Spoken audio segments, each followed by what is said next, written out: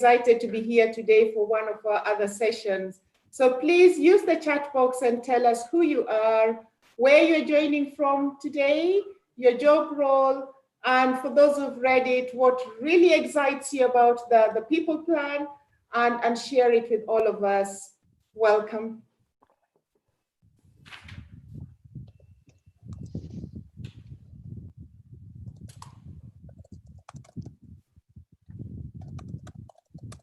So hi, Kate. So Kate's from Sheffield on the Future Leaders programme. And we've got Vicky. Hello, Vicky, from Warrington and Hatton Teaching Hospital, OD facilitator. And it's very hot where Vicky is at the moment. So please do let us know where you're from. Hi, Lee. So Lee's from the Horizons team, and Lee will be on social media today. So she'll be on social media and she's from Bedford. And what excites Lee about the People Plan is appreciating the contribution that all staff across the NHS make and having such a positive can-do for the approach for the future. So Lee will be on Twitter. Lee, do you want to put the Twitter hashtag into the chat box, and we can start having a conversation there as well. Hello, Mark. Mark's from Fylde Coast CCG in Blackpool, and it's toasty on the coast today. Hello.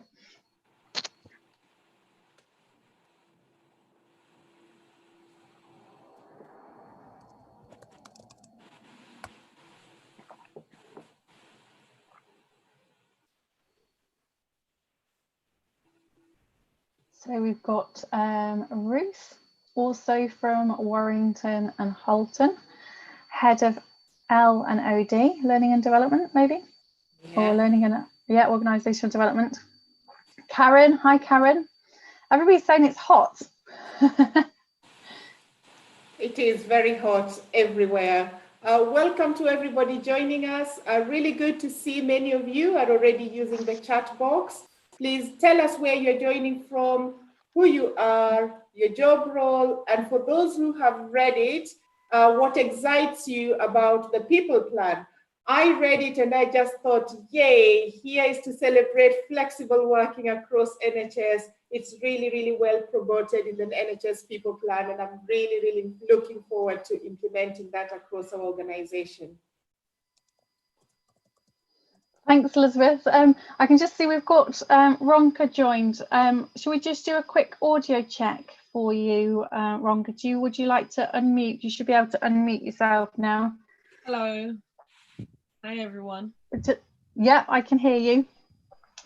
Super. So John's going to introduce you, and I'll move your slides on when we come to the right point, if that's okay. Yeah, that's fine. Thank Excellent. You. And I'd seen your email about the slides. Excellent. Well, welcome everybody. This is our 14th session on a Wednesday, and delighted to be back after our month break this time. So please do say in the chat box who you are, where you are today, your job role, and what excites you about the People Plan. What are you seeing, Elizabeth? Lots of people joining. Welcome to David from sunny Bristol. Welcome to Linda, and quite a number of people who are joining already using the chat box. Welcome to Marianne from Cambridgeshire and Peterborough. A bit of a mouthful there. Welcome to Leslie from Dartford and Gravesham. Welcome everybody. Please do use the chat box and share with us where you're joining from, your job role, and also for those who have read it, what excites you about the People Plan.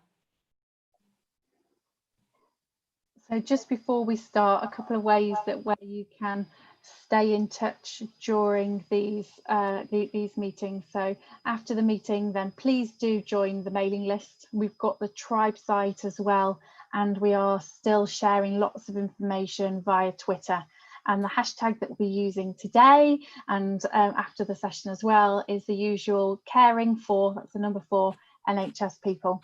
So Lee will be live tweeting today using that hashtag. So please do, if you're on Twitter, have a chat with Lee as well. So if you are just joining, welcome to this session. Please do use the chat box now and throughout the session as well to say who you are, where you are today. You might want to say what your role is and what excites you about the people plan.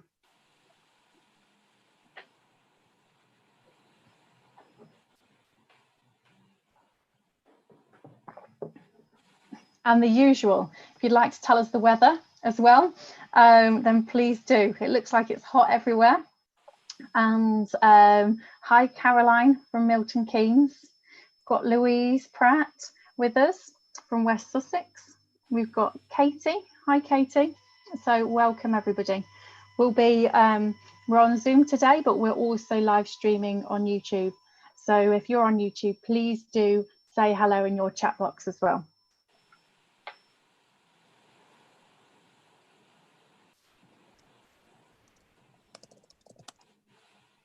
Welcome to Lisa. Lisa is from Winsford and she says it's baking hot. Welcome.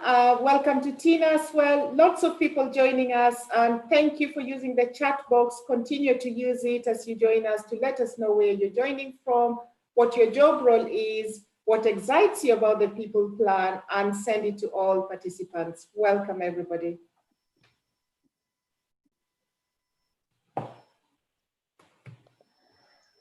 So welcome everybody. Welcome to our 14th Wellbeing session.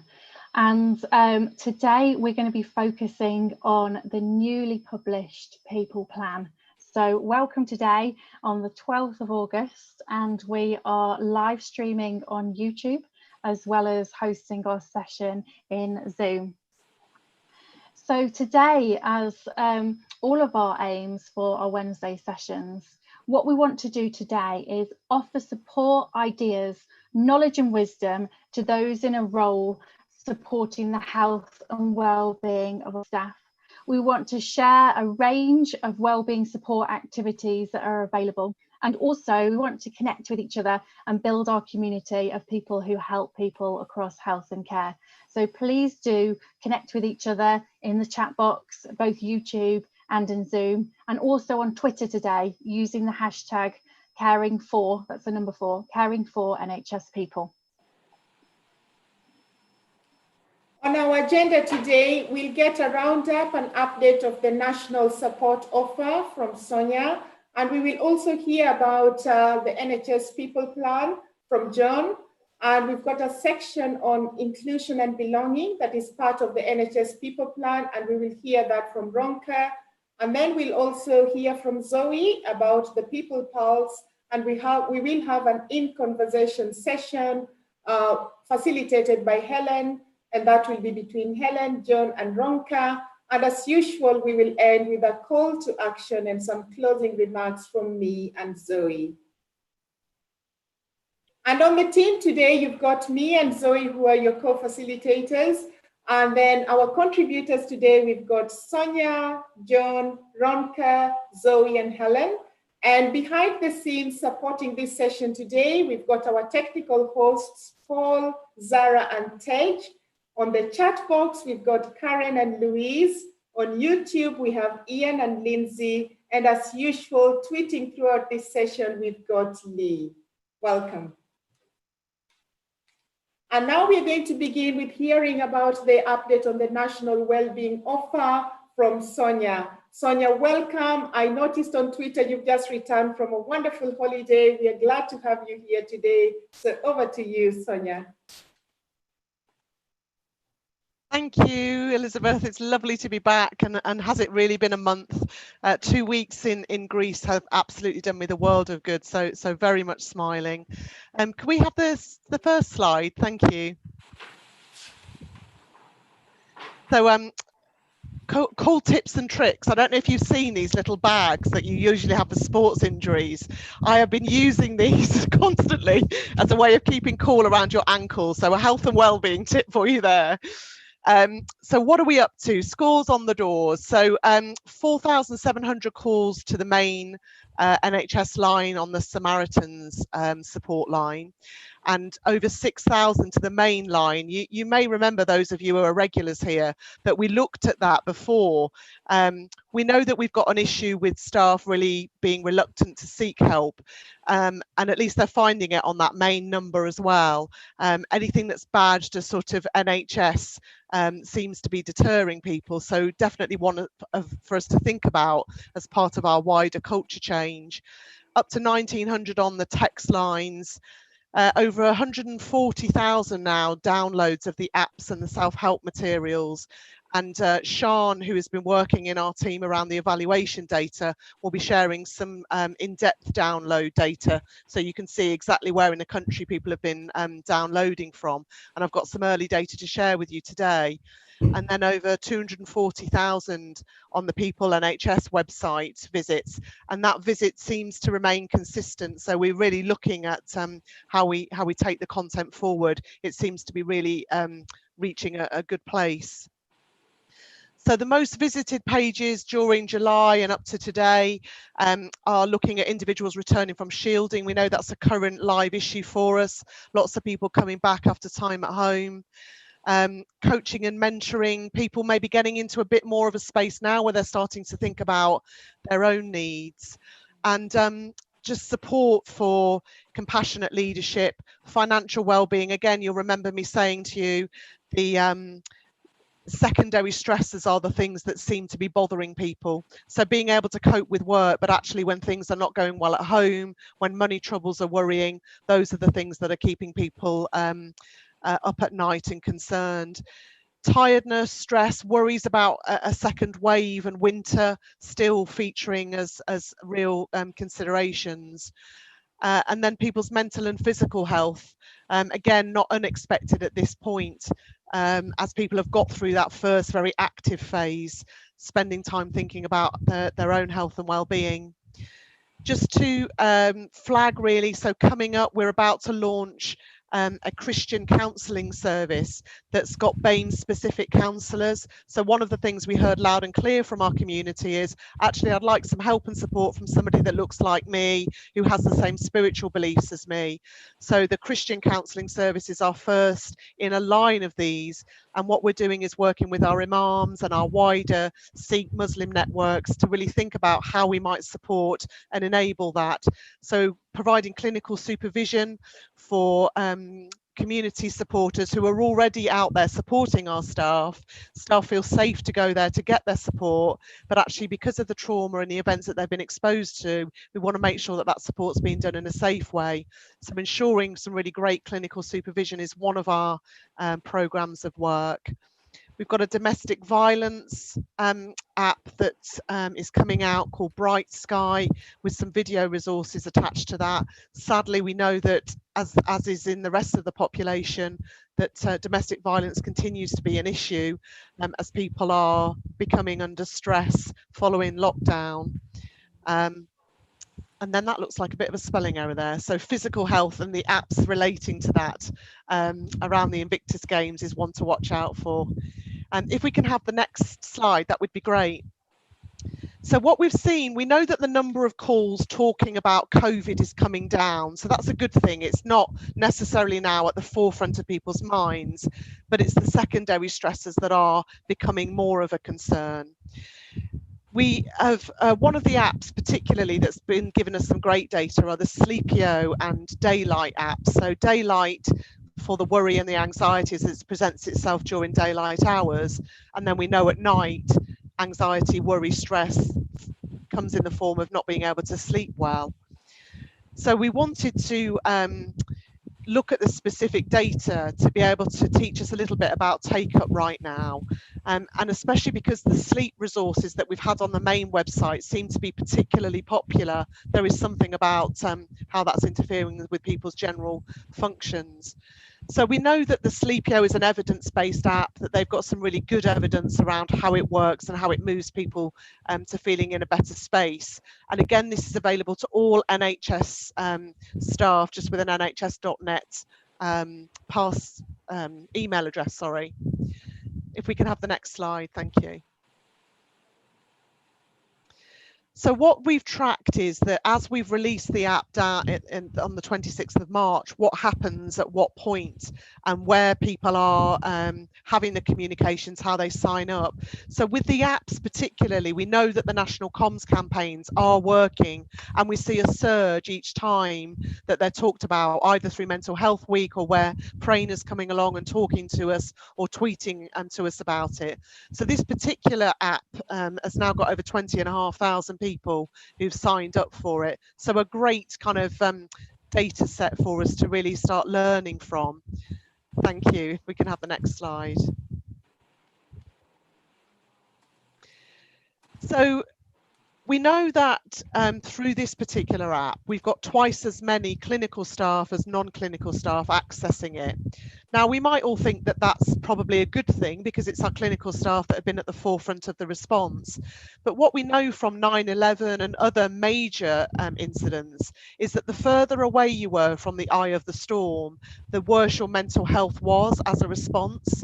So there is something about not feeling worthy to be looking after yourself because you're not necessarily there taking the direct response. So I would be really thinking about this data in terms of how do we up the level of engagement from our non-clinical staff and make sure that they are equally getting the help that they would need. We know that the London and North West region represent over 41% of people who are using the app. Now, we know in London particularly, we've got some great networks. We know the communication is going really well there, similarly with the North West. So I guess it's for us just to think about, if you're from some of these areas where the take-up is low, is there any reason behind that? Are there things we could be doing differently to make sure that the messages are getting out to you guys as well? Thanks. If we could have the next slide. So again, just a really interesting slide as to which bands of staff are taking up the offer, this particular offer. And again, would we see similar things across all offers is the question that we're asking ourselves. So we'll come back with some data around that. So it tends to be bands 5 to 7 who are taking up the apps. And again, that would be great, representing that clinical workforce probably particularly. But the other thing that we're really conscious of is that where staff are in a more senior role, again, they may not feel that the offers are specific to them. And what we want to do is make sure that our leaders, as well as our staff groups, are all equally equipped to be able to go forth if there is a second wave through winter, etc. So one of the things just to highlight to you is that there is a senior leadership offer aimed at board level that's coming for specific health and wellbeing support for that group. But also, again, if you've got any ideas or would want to feed back anything about access for our higher banded groups, I'd be really interested just to get your understanding from that. And that's me. Back to you, Zoe. Thank you. Thanks, Sonia. What wonderful data that we can look at and really have a look at to see what is the next step and what do we need to do. So thanks ever so much for that, Sonia. I've personally downloaded Sleepio and really impressed with it. So I can see on our screens the polls come up. So please do answer the poll, whether you're in YouTube or if you're in Zoom, then we've got a poll. And I'm really keen to know, what's your main role in supporting the well-being of NHS people and or the people in partner organisations? So you can see the options here on the screen. If you are in YouTube, please do add to the chat box. And if you're unable to see the poll in Zoom, then please do add to the chat box as well. So as I can see, the results are coming in. We've got a lot of colleagues with an OD, organisational development role. We've got quite a few HR colleagues, workforce colleagues, and we've got quite a few others as well. So if you are an other, then please do let us know in the chat box as well what the other is. So Paul, could we close the poll for me? And we can see the results there on the screen. If we could have the next poll as well.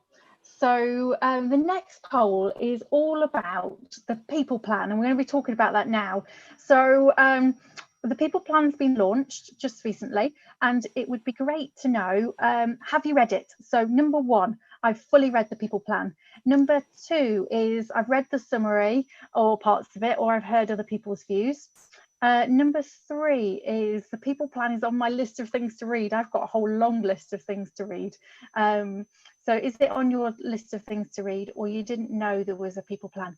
So if you can't see the poll, then please do add your number to the chat box. And if you're on YouTube, please do add them in there as well. So what we can see is we'll just give that a few more moments. And if we can publish the results, that would be fantastic. So the results should be on your screen at the moment. We've got about 24% of people who've read it fully. We've got 43% who've read a summary or seen parts of it.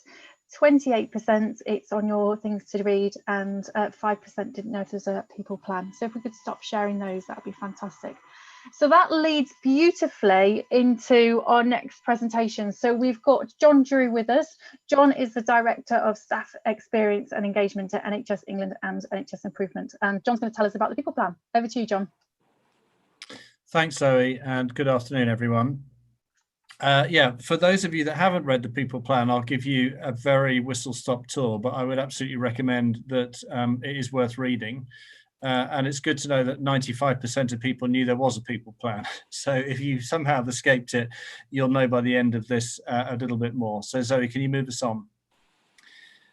About a year or so ago, there was an article in HSJ, which some of you will read and others won't, where Dido Harding, who's the chair of NHS Improvement, was quoted as saying, you can see on this page, that if NHS boards took culture and staff management as seriously as finance, the service would shift from bullying and rotten culture quite quickly. I mean, that's quite a statement to make from the person who's in the House of Lords, one of the great and the good, and the chair of NHS Improvement.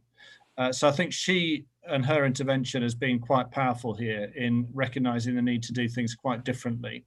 And also recognising that for too long the focus has been on finance and performance. And there's a famous comedy sketch that some of you will know called The Frost Report, that photo at the bottom, where there's a kind of hierarchy. And I've suggested that for a long time in the NHS, the hierarchy has been finance, driving activity, how much work, how much patient care we deliver, and then workforce is sort of at the bottom of the chain. And I think we're moving from that to something that's much more like a three-legged stool. There's a recognition that people are at least as important as the funding that comes into the NHS and the activity that we deliver. And unless they're considered equally, we haven't got a stable platform. So I think that's a great change. And I just want to credit, I suppose, Dido Harding for taking the initiative in this area. So Zoe, can you move us on? What I thought I would do is share very quickly a little bit of data that comes from the staff survey. Most of you will be very familiar with it, some of you perhaps less so. But if you take a long-term view, at least the last 5 years, you can see that the data on bullying and harassment hasn't changed much. So that's an index that is made up of the combination of 3 questions. Have you been bullied by managers or colleagues or patients or users? It's also worth noting, by the way, that the highest incidence rate comes from patients, users and families rather than from colleagues. But you can see that it hasn't moved much, which is, I think, part of what caused Dido Harding to make the comment that she did. It's also worth noting that it varies a lot by sector. So in the ambulance service particularly, the incidence rate is much, much higher. Okay, let's move on. The other index that I have paid more attention to over the years is this one of staff engagement. Some of you will know that it comes from 9 questions in the staff survey, 3 of them around motivation, 3 around involvement, and 3 around advocacy. So advocacy is things like, would I recommend this as a place to work? And you can see that that also hasn't moved much. On the whole, people are pretty positive. So a score of 7 out of 10 roughly equates to people agreeing, but not strongly agreeing with those statements. But again, you can see that we would hope to see an improvement over time with the effort we're putting in. And I think we'll be using measures like this to assess how well the people plan is being implemented. Okay, Zoe. But although it's been flat overall, it does vary a lot by sector. This shows the range by setting of care. And what you can see here is the ambulance sector in particular, staff engagement scores are much lower. And equally, if you're in a specialist hospital, the scores are much higher. And then the blobs along the bottom show how big those subsectors are. So the majority of staff still work in acute and community settings. But each of these sectors is obviously important, and the people plan and the people promise is made to everybody, whichever sector they're working in. But I think it's important to recognise that the starting point is different. So this page shows that the good news is that improvement is possible. And I just picked 3 examples here where if you go back and look in the data, I don't know whether there are people on the call from these places, but Bournemouth is the line at the top. It's actually come out the same colour as Royal Cornwall, but Bournemouth is the line at the top, which is one of the most engaged. Leeds has been making dramatic improvements, and then Royal Cornwall has come from quite a very low starting point and improved dramatically. Also worth noting that the red line is the average of all the trusts in special measures. And so organisations that have that label will typically see staff engagement drop and be quite difficult to improve. But the main message of this page is it is possible to make quite a big difference if we put our minds to it and make it a priority, which is what we're collectively doing with the people plan. So this is going to be a very simple sketch that I'm going to show you, which is my attempt to summarise the whole of the people plan in a few scribbles.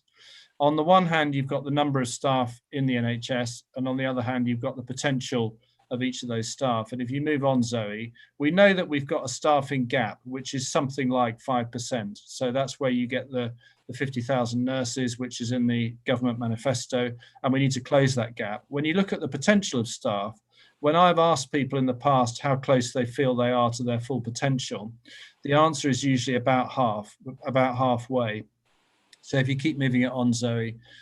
So in other words, the gap that we have to close is much bigger on that dimension than it is on the number of staff. And then keep going, Zoe. So effectively, we're operating with that shaded area. And what we're trying to do with the people plan is move to the top right-hand corner.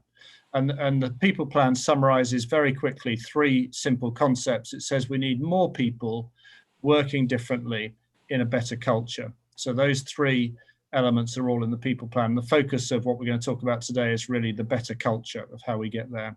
Okay, Zoe.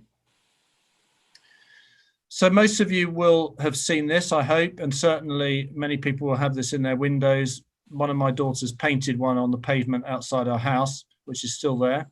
So the people promise covers these 7 dimensions. All of these have come from engagement with staff. So these are things that staff have told us are important to them, and they're the words that they have used to express what they would like to be able to say about their experience of working in the NHS. And of course, for some people, this matches their experience every day, and for other people, it really doesn't. You know, our role collectively, I would say, is to work over the next 5 years to make this a reality for as many people as possible in the NHS. And that headline at the top is good news, I think, for people on this call, which is that the first chapter of the document that came out a couple of weeks ago is called Looking After Our People.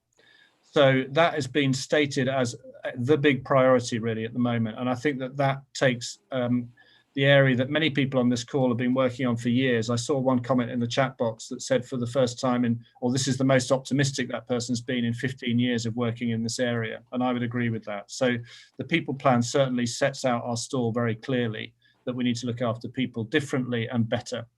And then the last thing I'm going to show is very much work in progress. So I wouldn't want you to take this as anything official, but it's an attempt to start to map elements of the staff survey against the 7 themes of the people promise, because the people promise is in the words of our staff, and the way we need to assess whether we're doing it is by asking staff. So is their experience getting better?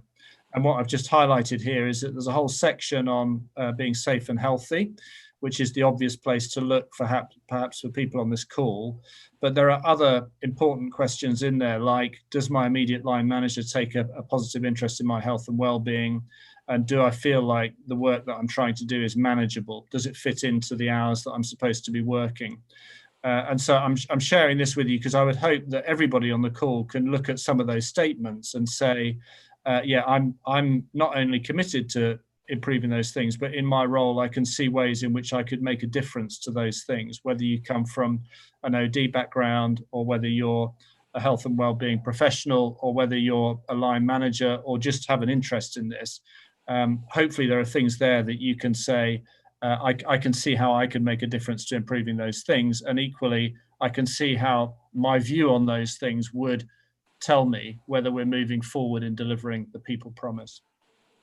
I'm going to pass over now to my colleague Ronka. She and I work together closely on areas that really have a direct bearing on delivering the people promise. So Ronka, over to you.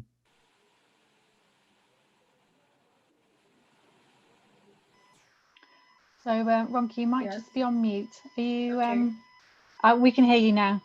All right. Hello, all. Glad to be here with you. And for me, it's just about looking about the people promise, which John helpfully set the stall on, and the very colorful rainbows and the promises we decide to make to ourselves as NHS employees, to the patients we're looking after, to one another as colleagues, and to the employer, really, and within employees. So for me, it's about what is it we're looking at when it comes to inclusion and belonging. On the next slide. So I think the focus of my few minutes with you is to look at where we are when it comes to inclusion and belonging. What does that really mean? What's the call of action to each one of us? Who are we making that promises to when it comes to inclusion and belonging? What can I do for myself to become an inclusive person within the terrain in which I exist in? How can I have a notion of having more sense of belonging? Do I belong to the team in which I work in? Do I belong within the organization in which I work in? So for me, it's about how can this people plan be a yardstick for us to have a new sense of inclusion and belonging. In the people plan, we've said we want the NHS to be very open and inclusive. I mean, the one on the red is we are compassionate and inclusive. And what does that really mean? What is our aspiration when it comes to being compassionate and inclusive? The goal is that for everyone to take a responsibility and to create an action for organizational culture where everyone feel they are inclusive, regardless of who you are, for the 1.3 million workforce to feel a sense of belonging within a team, for them to have a sense of belonging within the department in which they work in, within the organization in which they work in. And I think within every part of this promise, how do we embed and promote a culture of belonging and trust amongst each other? How do we feel that if I raise my voice, if I raise a concern, it will be actually heard amongst my colleagues? How do I feel that whatever concern I raised on, I also have the responsibility to make sure it is heard? For me, it's also how do we ensure each one of us actually have a role to understand, encourage, and celebrate diversity across the system. We are a workforce of 1.3 million, of which we've got different diverse groups amongst us, but we are a team. The promise says we are a team. So how do I really understand what diversity every other person within my team goes through and what I need to understand, and so that I can change my ways of engagement with them? And really, I mean, within our people plan, we spoke a lot about voice. What is the role of voice? How do we use our voice differently? How do we shape voice? How do we ensure that we embed a new way of working and challenge our behavioral style to not suppress the voice of others? How do we ensure every voice counts? Because those voice matters. Those voice will help to improve the healthcare the healthcare service that we want to receive and also want to deliver. I mean, thanks, John, for referring us to what Dido's statement was about bullying and harassment. So our voice plays a role in all this. And how do we ensure that every voice counts, regardless of, especially the seldom held groups? How does their voice play a role into whatever we do moving forward? I mean, some of the things we can easily do when it comes to voice is we all have freedom to speak up guidance within our organization. How do we engage with them? How do we ensure this freedom to speak up guidance actually have protected time, reinforced times to actually carry out their role effectively? How do we adopt the use of pulse survey? We've just, pulse survey is new, and we want to ensure that everybody has the access to also, when we check the pulse, how are you feeling today? How are you feeling the next 2 weeks? And what are your views? What do you want to see different within your organization? In the people plan, we've also made a statement about trying to come up with a training program for our FTSE guidance to ensure that is in collaboration with our res experts. One of the things we've heard loud and clear, based on our engagement with the National Guiding Office, is the seldom health groups are not representative when it comes to our freedom to speak up guidance. So how do we recruit more of these people, either BAME staff, the BAME community, and actually train our FTSE guidance well to ensure that they're supported within the community they exist in. To be sincere, we've all read various articles and various extensive research that says that the way we treat our people, the way we treat the BAME community, the protected characteristics, everybody in there will reflect in the way we look after our patients, our service users, the way we engage with the carers that come to engage with us in the service. So if the truth is, if we're not able to model this culture, how then do we expect patients to be treated equitably as individuals? So I think for us today is for us to have a sense of reflection, for us to say, to think within our role, how we can actually do this ourselves. How can we start having a new way of working as an individual, because we are really the change that we want to see in the world. Thank you. Right. Thank you very much, Ronka and John. John, really interesting to get that whistle-stop tour of the NHS People Plan. And for Ronka explaining the People Promise, I think that is one of the areas for me where I spent a lot of time reading over and over again, because can you imagine a world where we've translated that into reality in our NHS workplace? That would just be really, really incredible. So really ambitious, but also really motivational. I like the way it's been broken down to help us put it into action in our workplaces across the NHS nationally. Thank you both very much. Now, we have a question for you. We'd like you to share with us on the chat box, what are those opportunities you see in the People Promise? Those of you who've read it, and also just from listening to Ronka, what are the opportunities you see within the People Promise? If you can share that with us in the chat box. And I'll come to Louise, who is on the chat box today, and I believe Karen.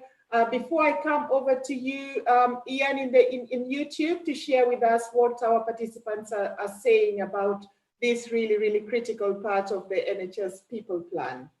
So the question is, what are the opportunities in the People Promise?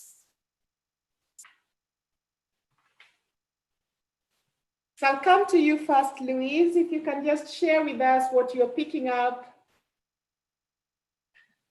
Thanks, Elizabeth. Yeah, it's the feedback, and it's always interesting to see how the chat sort of slows down whilst everybody's listening and then peaks up again. It's something we've noticed on previous webinars, and it's great to see it again here. There's a really, it's a really heartening and passionate conversation taking place around inclusion and inclusivity. That's coming through a lot, with requests to be able to download the rainbow as a poster, but also what that means for groups, and a conversation also around appropriation and that sort of thing. So it's a really helpful conversation going on there. Thank you. And Karen, what are you picking up in the chat box? Thanks, Elizabeth. There's really interesting comments around the People Promise, what that means, and people are really engaging with that, I think, which was brilliant, and lots of comments. But just coming in now is about an opportunity for accountability for trust boards, and also the offer of alternative approaches to health and well-being, so that what that might offer. Thank you very much. I think given COVID, we've seen a number of initiatives of health and well-being across different organizations, it remains a really important factor for us. And it's really important to see that that too is shared across board. I'll come to you, Ian. What are you picking up in YouTube? Hi, thanks, Elizabeth. So first of all, just some reflections in terms of thank you to John and Ronka. In terms of, I think the YouTubers heard the messages loud and clear, particularly around the call to action on the people promise. So thank you for that. Just one thing that's of note that's come through YouTube is, it is about people getting involved and being able to help develop the implementation plan behind the people plan, but also a question around funding. And will resource and money be made available to make that process smooth? So I think that's just something as well that we need to bear in mind, and just makes me reflect on where John started, really, with if finance, if culture was taken as seriously as finance, maybe we'd have much better results in terms of compassion and everything else. Thank you, Ian. Lindsay, anything you'd like to share with us that you're picking up?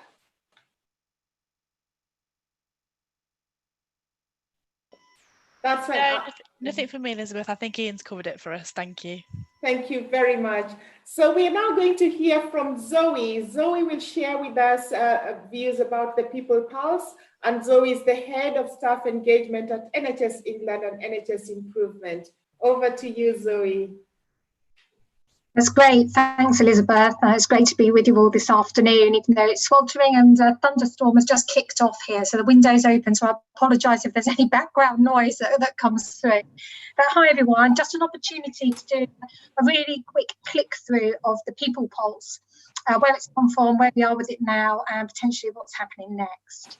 So the People Pulse was created and developed in NHS EI, with pro bono support fantastically to specifically support organisations and NHS employees during COVID and winter pressures. It's free offer to organisations, it's not being mandated or enforced, and it's offered to supplement, augment local listening and engagement activities, which helps us better understand employee experience on a more regular basis throughout what's been a period of unprecedented change, whereas the annual staff survey is a more significant, statistically relevant yearly survey that builds on historical and longitudinal issues and understanding with bigger issues. So that's kind of where the two sit together. So it was successfully launched on the 1st of July 2020. It's voluntary, as I said. We're currently in wave 3 with over 15,000 responses from participants from 61 organisations, which is absolutely fantastic. The results are directly available to leadership teams in organisations, and they can access a platform directly within, I think we're currently within 3 days of the survey wave closing, that they can access that information. So much more kind of real-time information to understand employee experience and employee journey. We've had interest expressed by 183 organisations since the 1st of July, and currently, and it's growing all the time, we've got 75 organisations that have confirmed they're going to implement the People Pulse, which consists of 58 trusts. Great. Zoe, could you turn us over to that? Brilliant. So it's just helpful to see some of the components and a look at the dashboard that people can access in terms of results. This is a national overview, so it will be different at a local level as a local organisation. Look at data, so for example, at a national level, that's quite good and quite high at 84.6%. The next mark that you would see if you were from a trust level, the bright blue score would show your score, and then next to that you'd be able to compare it with the NHS overall average, so that you can see how you're doing in relation to a wider field. And then it gives you the information in terms of the last field, whether you've gone the last wave, or whether you've gone up or down, so you get that information directly as well. In this case, we've one. Zoe, yeah. Zoe, sorry to interrupt your flow. We're just losing your audio a little bit, although it's absolutely lovely to see you. Would you maybe just turn your let me give that a go. Your camera off and your emails if they're open, and that might give you a little bit more bandwidth. Play that for you. that any better? Yeah, let's give that a go. Yeah. Okay. So it's just finishing off that page. We're also able to look at how staff feel supported, staff that have a work-life balance, and staff that feel confident in local leaders, again for local action. In terms of the demographics that support this, there is a whole range of demographics. So you can look at those with carer responsibilities, those with childcare, those with protected characteristics, those from different occupational groups, to get a real depth of information, both at a local level, but also provides us with a regional and national overview, which is great. So we can go to the next slide, thank you.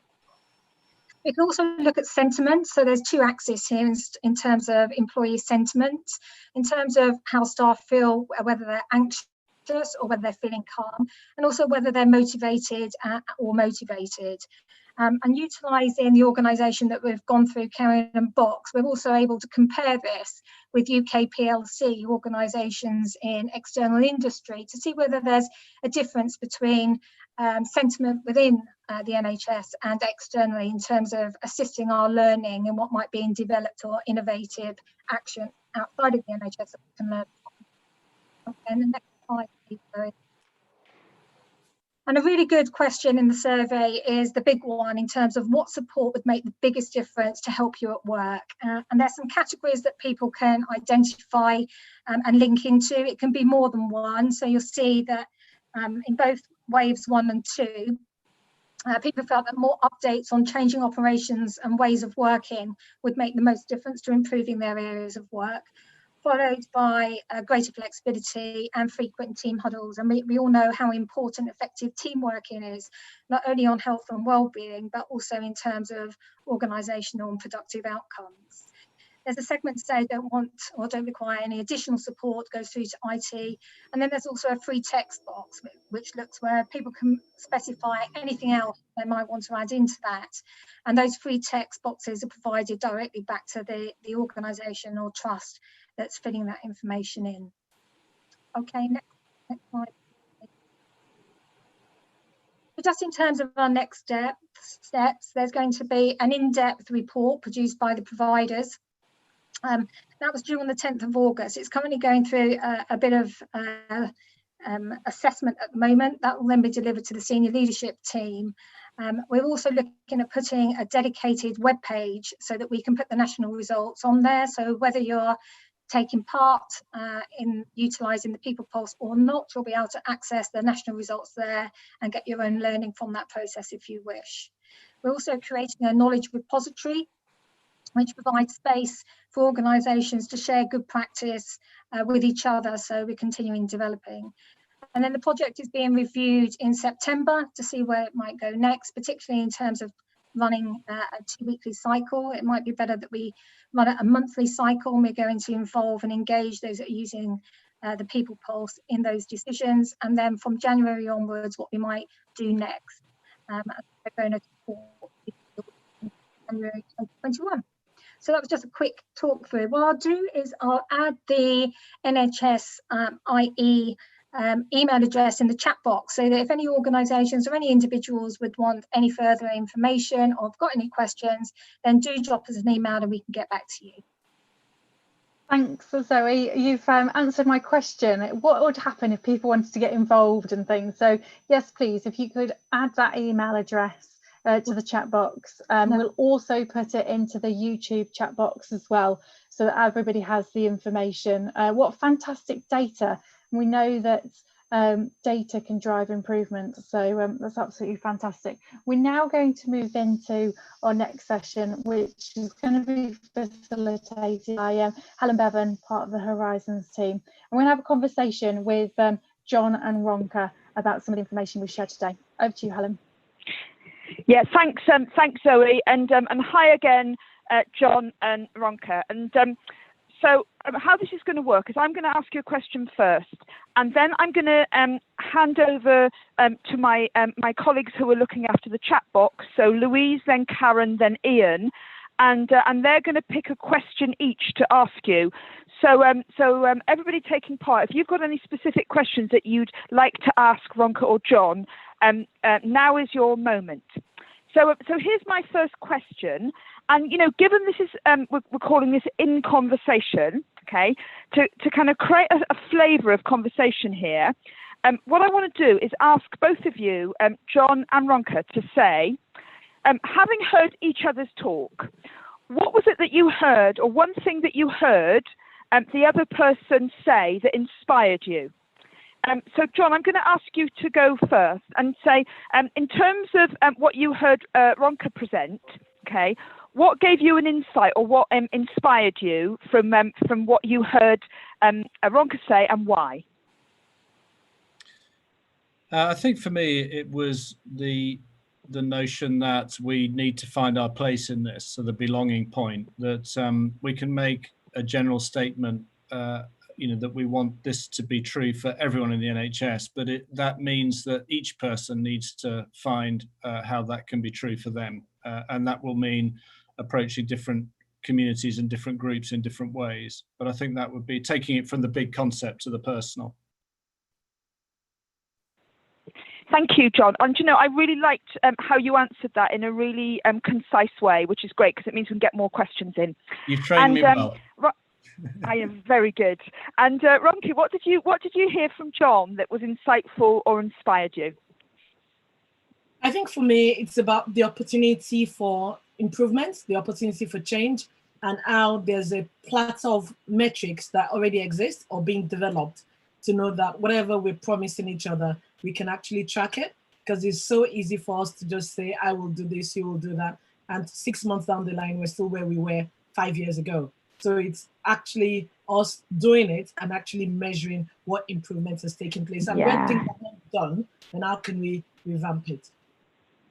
Yeah, I think that's a brilliant point. And, you know, too often when we think about people, we think about the, you know, the emotional and connection side of things. And actually, you know, we need to be as strong on metrics as in any other aspect. So I think that's a great point too. So I'm now going to hand over to Louise. Louise, have you got a question? And you can either take one directly from the chat box or something that somebody said previously. But do ask John and Ronka whatever you like. Great, thank you. Yeah, and again, the really valuable conversations continuing in the chat box. So thank you everybody for joining in with that. And I guess following on from that point that Ronka was just saying, there's a question from Becky about, is the people plan mandated for boards to implement? And I guess there's a wider question about, you know, who is the people plan for? Okay, who would like to, Ronka, would you like to start this time? Yes, and I think the bit about mandate, it's about ownership, it's about accountability, but it's about owning it. Rather than when you do something as a mandate, it's like you do it or you don't. So it's about them actually owning it and then dispersing that ownership to everybody across that organization. Of course, with the metrics that we've presented, some of this needs to be, majority of it needs to be measured. So as a board member, they need to take ownership of it, and then people across the organization need to, as employees, need to also challenge them, because you're making a promise as a board member or as a board, as an employer, you're making all these promises to us. So it's a promise from them to the staff, but also from the staff to the board. Yeah, brilliant. Thank you. And John, what would you add to what Ronka's just said? Well, I think I'd add that one of the things that's unusual about the people plan is it doesn't say that boards have to do it. It says that systems have to come up with a response as to how they will implement the people plan. And then it says that the recommendation is that boards and organisations do the same. But I think that's quite a big difference to what's happened in the past, which is this idea of system by default rather than organisations. And yeah, I would also just say that I think for this to go well, all of us need to kind of take responsibility for the part that we can do, rather than say, you know, or have a mindset that I'm going to wait for this to be done for me. I think that the whole point of the promise really is that we're making it to each other, and we need to actively participate. And I think that my view, and I think others, would be that we don't get that sense of ownership that Ronka's described by telling people to do things. You know, we try and draw them in and inspire people to do things. Yeah, fab. Really, really great. And I love the aspect around, we make promises in relationship to each other, and actually I think that makes them stronger. So great points from both of you there. And Karen, what would you like to ask? There's a couple of questions just coming through now actually. One was about that Elizabeth noted as well, was the funding to support implementation. Is there any funding to support? And then a linked one from Zoe, which says, how do we create energy for senior leaders to implement this when everyone's tired, like they're welcoming the plan, but how do we create energy? So 2 parts, is there funding and how do we create energy? Okay, so John, resources and energy. So there is funding. Part of the reason that the people plan has taken a while to emerge is that the original intention, you might know, was to publish a 5-year people plan that would have been linked to the spending review. And because of COVID really, and the fact that we don't know how much money we've got as a country, but it's less than we had before, the spending review hasn't happened. So instead, we've got a people plan with a much shorter time horizon, which in many ways I think is a good thing because it makes it much more actionable. But what I can tell you is that a lot of investment has gone into the health and wellbeing side. A lot of the work that Sonia described at the beginning has been because of additional funding, and equally the area of staff engagement, things like the Pulse survey, that has been funded in addition through the response to COVID. So I think that I would say that the signs are good, that there is funding to support this. I think what we won't know fully until the spending review happens is have the priorities really shifted, because people would say I know what your priorities are by what you spend money on rather than by what you say. So I think we'll wait and see for the spending review, but the signs are good, I would say. Great. So, John, as you mostly focused on the financial resources, Ronka, given also that you're the Director of Cultural Transformation, I think you're the perfect person to talk about energy. So, how do we build energy for action around the people plan? Yes, and I think the energy should be homegrown rather than it's been from a national body. I mean, we all believe in the sense of creating a community, creating a movement, and we've got some tempered radicals scattered across our organization that just wants this to happen. So it's about people owning it themselves and actually saying, you know what, I want to see a change to the sense of belonging in that organization. I want to see a change to us having well-being guidance across our wards. So we don't want it to be the bit about leadership. Yes, leadership is very, very important, but also we also believe in the concept of collective leadership, of which every one of us is a leader in our own right. In terms of whatever role we play, we have a power to influence change. So I think that would be a good way to start that momentum of community and champions across the system. Brilliant. And, I would completely agree with you in terms of we need to think about different kinds of energy, like you've described, the kind of social energy where we all come together and play our part. And I'd also call it spiritual energy in terms of that wider, shared purpose, all working together. And I think both you and John, Ronka, have been really good role models of that today. So let's swiftly go across the airwaves to YouTube. So Ian, have you got a question from the YouTube crowd? Yeah, we got a question over here in YouTube. So the question is both for John and Ronka, but it is actually based on a slide that John did. So we saw in John's graph that 50% of the NHS workforce is possibly not filling its potential. So we would like John and Ronka to go visionary. What would it be like if we were all able to reach our potential in the NHS? So what would it be, or what would it feel like for us all to reach our potential in the NHS? And John, go first. Yeah, my laptop is potentially on the blink, so my screen's gone blank, but I'll assume that you can still hear me and you can still see me. And we can see you. Fine, good. Yeah. So, firstly, the 50% is actually based on me asking staff in my previous role in a trust how close they felt they were to their full potential, and fairly consistently they said about halfway. So what would it take, or what would it look like? I mean, I think for me it would be things like feeling properly listened to, feeling trusted to make decisions, and that if you got something wrong, that you'd be backed rather than hung out to dry. I think it would be organisations with less fear in them, so that people feel like they can take risks and try things, and as I say, be trusted.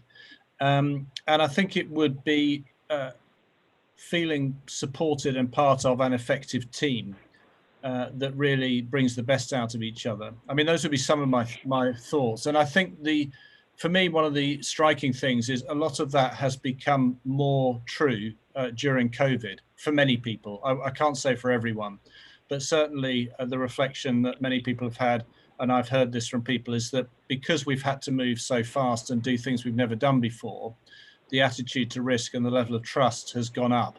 The attitude to people's willingness to let people try things and back them if they don't go right has changed, which I think is part of what we need to see. Yeah, fantastic. Thank you, John. And Ronke, what's your vision where that other 50% gets utilised?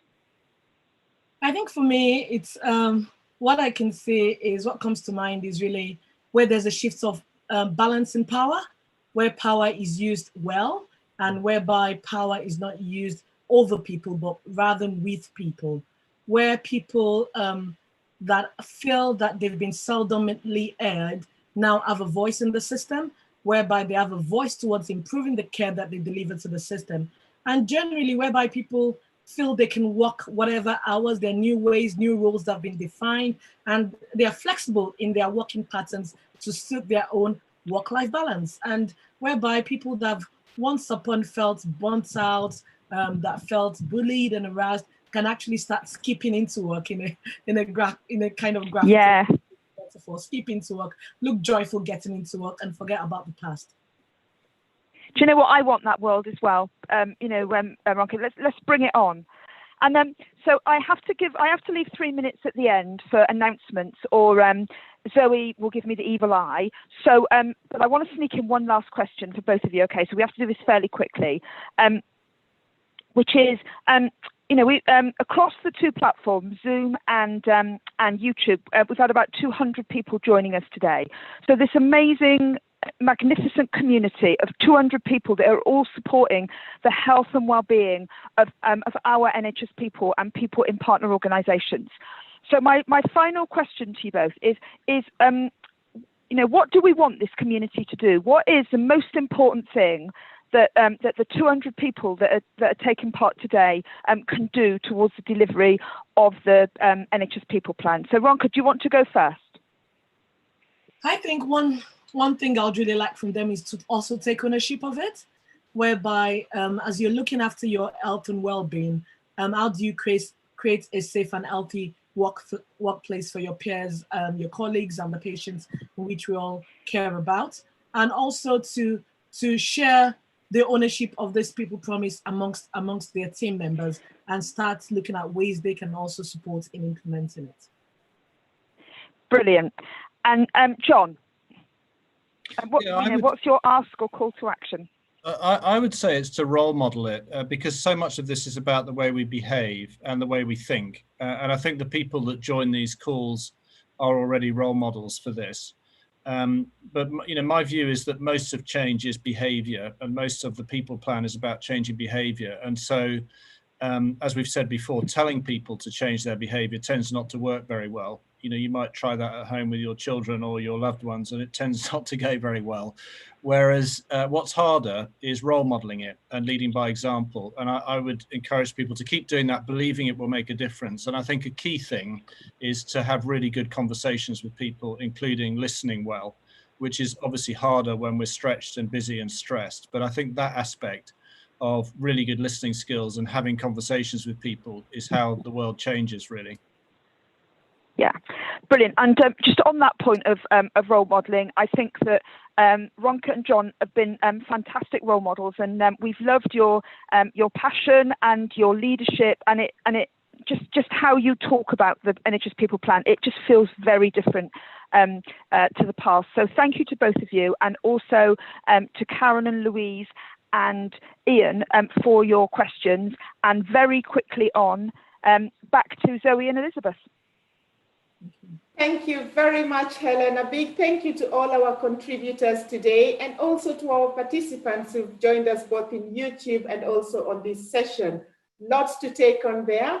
And as usual, we usually come to a close by asking you this question. So we have this question on the screen. To what extent has today's session been useful in your role?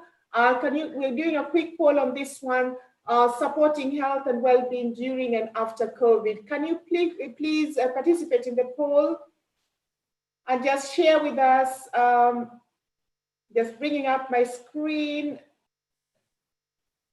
I'm sure we've got the poll up and running. So Paul, can you close it when we're ready to close it, please, in the next few seconds? I can't quite see it on my screen. Excellent, it's back on my screen. Lots of you there found it very useful. That is 32%. And useful, we've got 29%. Excellent results once again. So thank you all very much for participating in today's session. I'll hand over to Zoe, who will share with us the next steps. Thanks, Elizabeth, and thanks to all our contributors today and everybody who supported the session today. So a note about our next session. So in a month's time, it'll be Wednesday, 9th of September, and we're going to have another focus on the people plan, but we're actually going to focus on supporting my own and my team's well-being. So Sonia Wallbank's going to be doing a lot of the text with us and contributing lots of information with us during that session, and we've got some local people lined up to share their experiences about what they've been doing too. So thank you ever so much for joining today. Absolutely look forward to seeing you in a month's time. See you on Twitter beforehand, on the Tribe website as well, and the People website. Let's keep connecting, and then I'll see you back again here Wednesday the 9th of September for our next session. Speak soon. Bye, everybody. Okay.